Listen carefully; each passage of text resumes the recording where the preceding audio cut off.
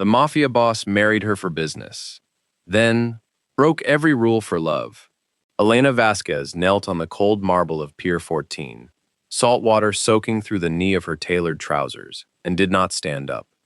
Around her, 4 men in suits shouted over each other about liability, about lawyers, about the cargo manifest burning somewhere below decks. She ignored all of them. Her fingers moved instead across a small brass compass, its casing dulled by 40 years of thumbs before hers, prying its cracked glass face gently away from the ruined leather satchel where it had been crushed. The metal was warm despite the November wind, warm the way things are warm only when they have just come out of someone's closed fist. Senora Vasquez, we don't have time for. We have exactly as much time as I decide we have, she said, without looking up.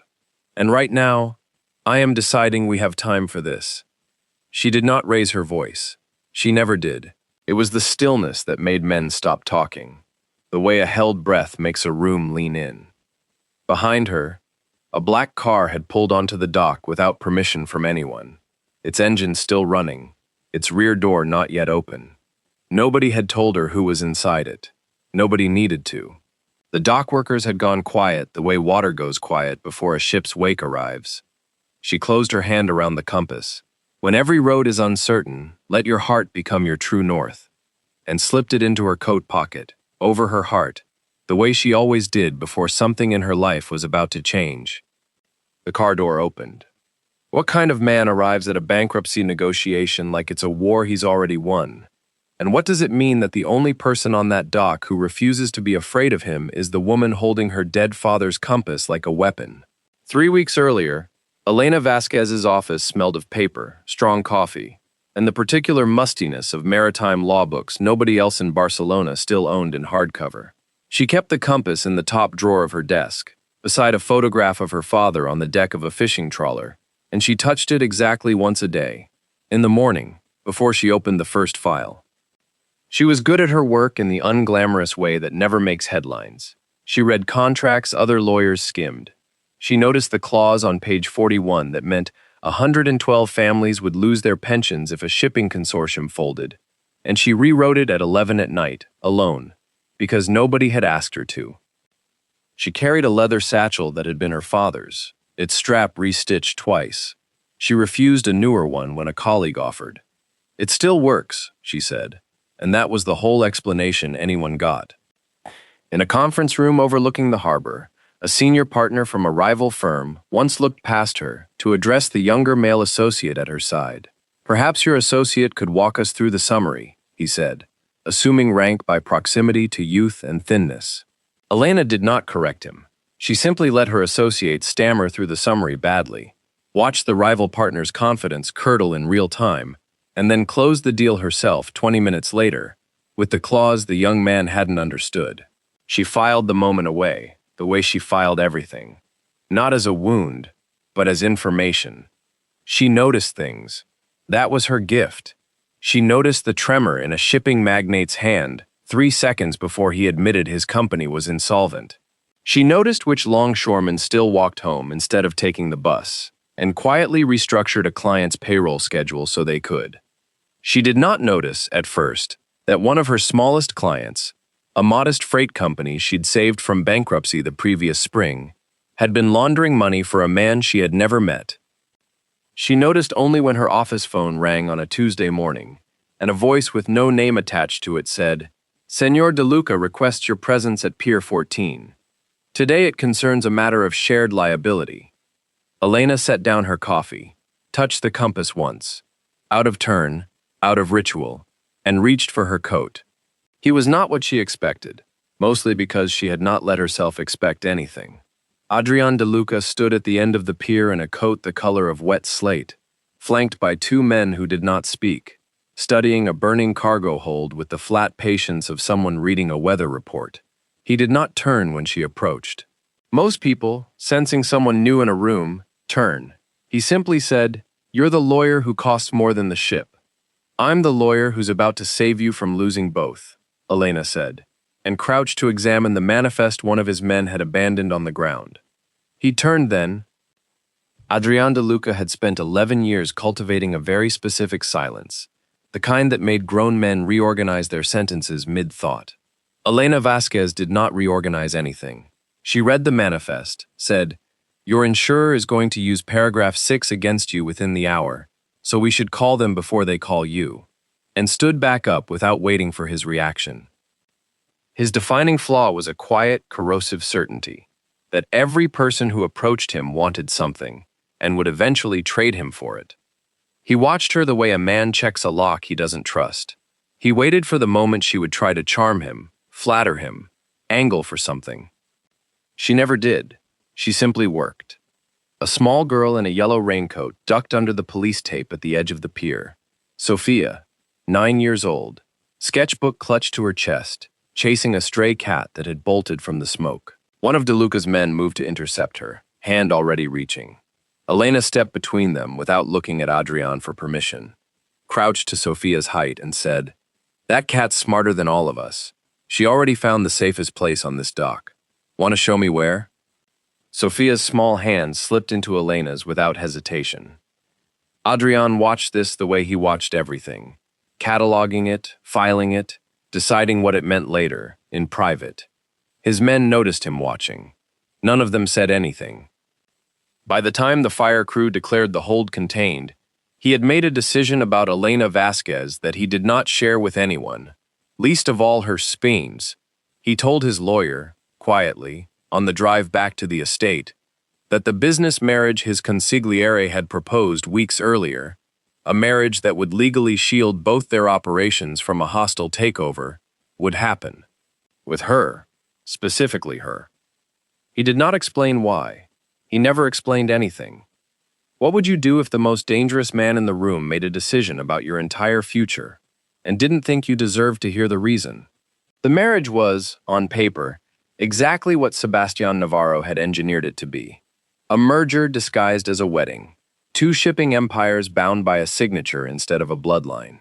Elena signed the contract in a room with too much marble and too little light, the brass compass in her coat pocket the entire time, her thumb finding its edge under the table when the notary read the clause about asset consolidation aloud. She did not expect Adrian to notice the gesture. He did. He said nothing about it for 6 weeks. Then, on the morning she left the compass on the breakfast table while she rushed to a court filing, he had it returned to her office by hand before noon. Not by a servant, but by himself, still in his shirt sleeves, setting it beside her coffee without comment.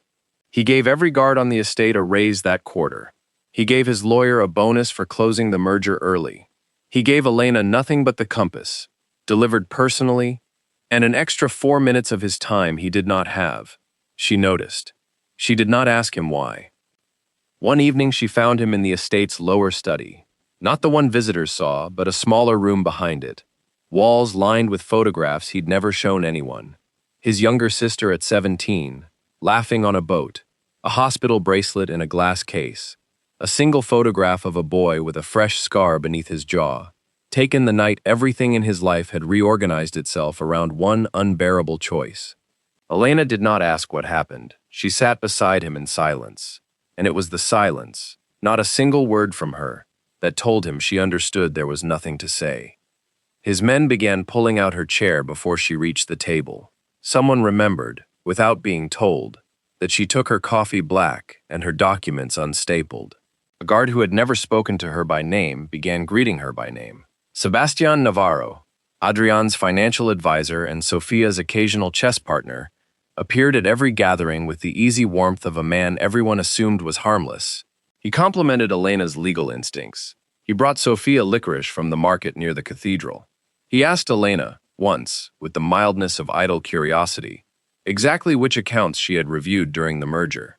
And she answered honestly, because she had no reason yet not to. Adrian watched her build a life inside his house that had nothing to do with the contract that had put her there. He did not tell her that he had started making decisions, small ones, at first, by asking himself what she would think of them. Elena noticed it first as a discrepancy of 400 euros in a shell account nobody was supposed to look at twice. The kind of error too small to matter unless someone wanted it to be found later, and blamed on someone else. She raised it with Adrian over dinner, carefully, the way she raised everything she wasn't certain of yet. Sebastian's numbers on the Rotterdam contract don't reconcile.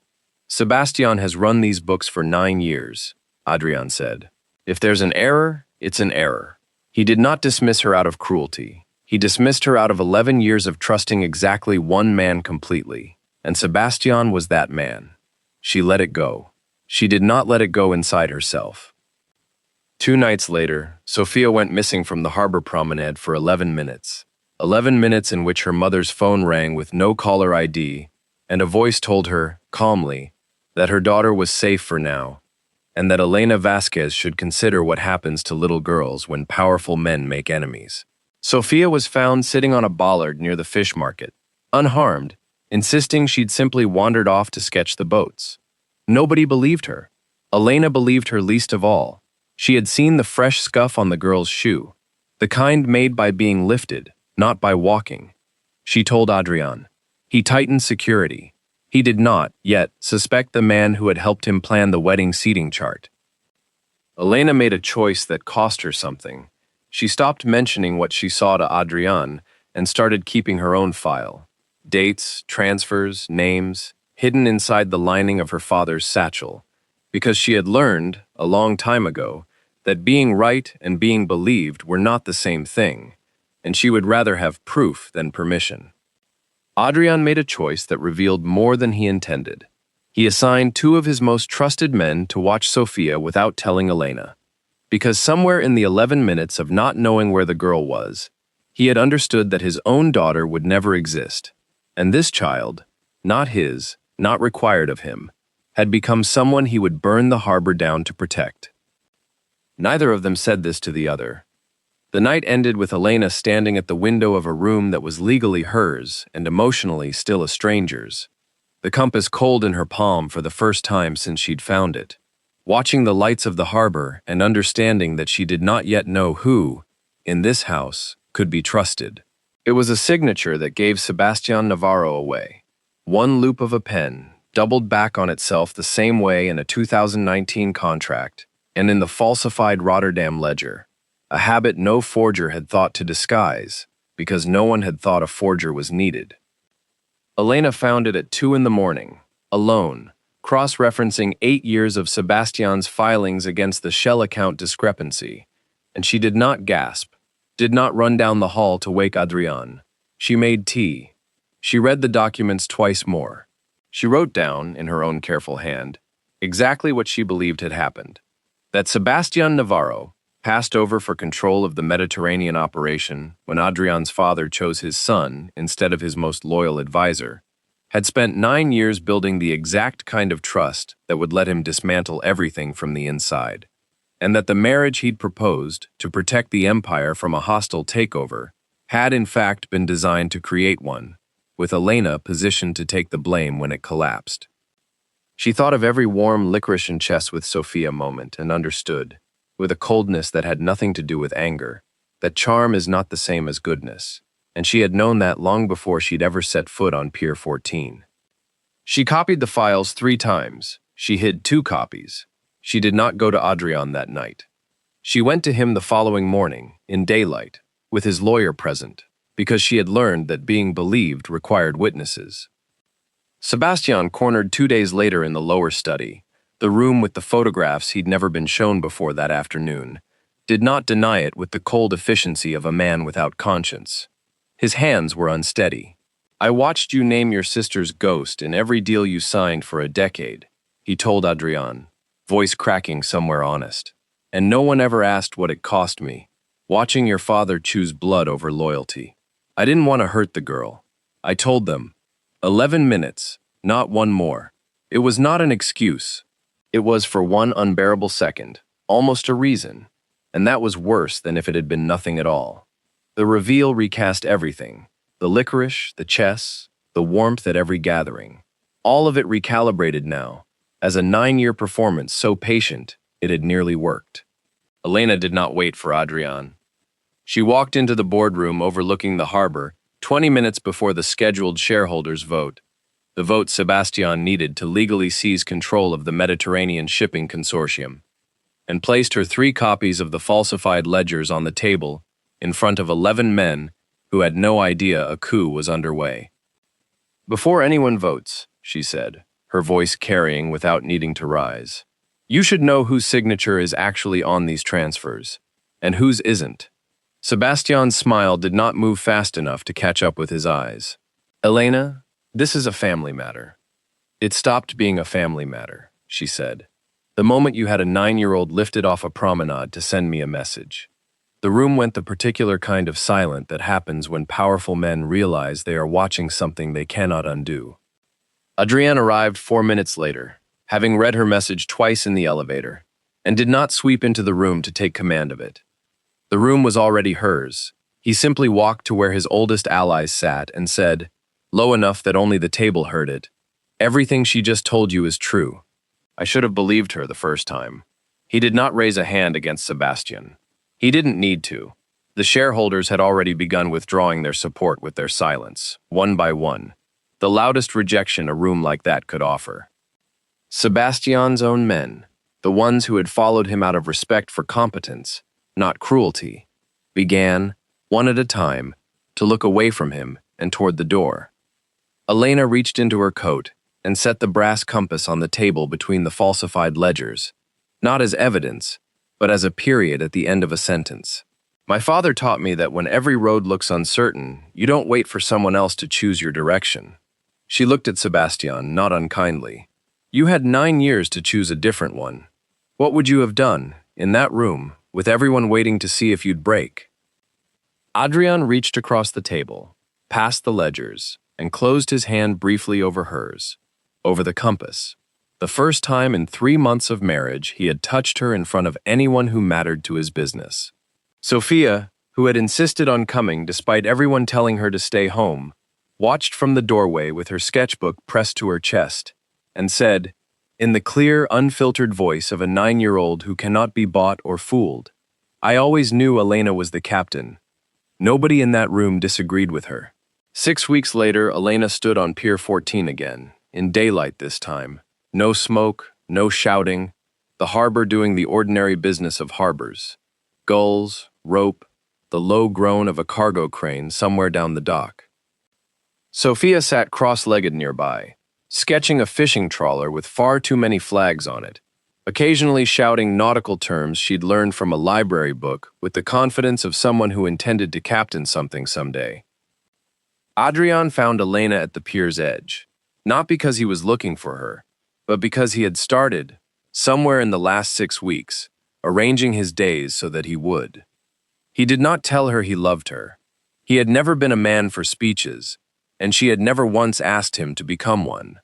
Instead, he reached into his coat and set something on the railing beside her hand, not the compass which she already carried, but a small brass hinge, freshly forged, the exact match for the one that had cracked the day the satchel was crushed on this same pier.